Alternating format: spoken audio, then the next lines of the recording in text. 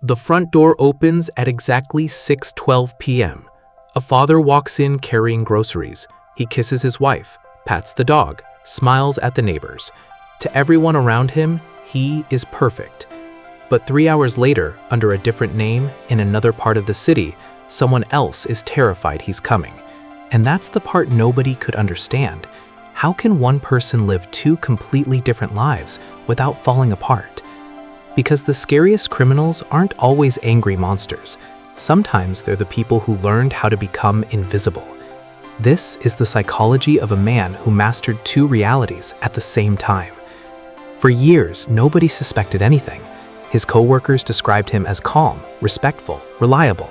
He remembered birthdays, helped elderly neighbors carry bags, even volunteered at community events. He didn't look dangerous. That's what made him dangerous. Most people think criminals snap, but in reality, some of them slowly build a second identity, brick by brick, until the lie feels more comfortable than the truth.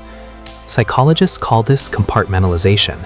The mind separates one version of reality from another, almost like putting emotions into locked rooms. And over time, those rooms stop touching each other. When he sat at the dinner table with his family, he truly acted like a loving husband, not fake, not forced. In that moment, he believed it. But later, when he entered his other world, empathy disappeared like a switch being turned off. That's what terrified investigators later, not the crimes themselves, but how emotionally normal he appeared afterward. No panic, no guilt, no visible cracks. Because living two lives gave him something addictive, control. In one life, he was admired. In the other, he felt powerful. And once someone becomes addicted to control, ordinary life starts feeling empty. That's when the double life becomes a psychological trap. At first, the secret creates fear, then excitement, then eventually identity confusion. He stopped knowing which version of himself was real, the smiling family man or the hidden predator nobody saw coming. And here's the disturbing part. People around him often noticed tiny warning signs, but ignored them because the good side looked so convincing. That's how dual personalities survive in real life, not because people are blind, but because the human brain desperately wants consistency. If someone smiles, works hard, and acts polite, we naturally assume they're safe. We trust patterns, and manipulators understand that better than anyone. But carrying two identities comes with a cost. The pressure grows heavier every day. More lies, more stress, more paranoia.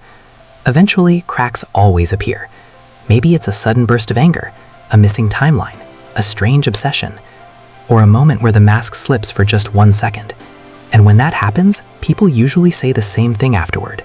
He seemed so normal. That sentence appears in almost every shocking criminal case in history.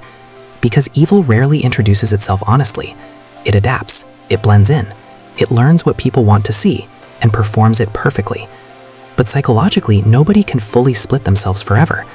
Sooner or later, one life starts bleeding into the other. The late-night anxiety, the emotional numbness, the constant fear of exposure. And eventually, the person living two perfect lives realizes something horrifying. Neither life is real anymore. Just performances, masks stacked on top of masks. And maybe that's the darkest part of all. Not that a criminal can hide from the world, but sometimes after years of pretending, they can no longer recognize themselves either.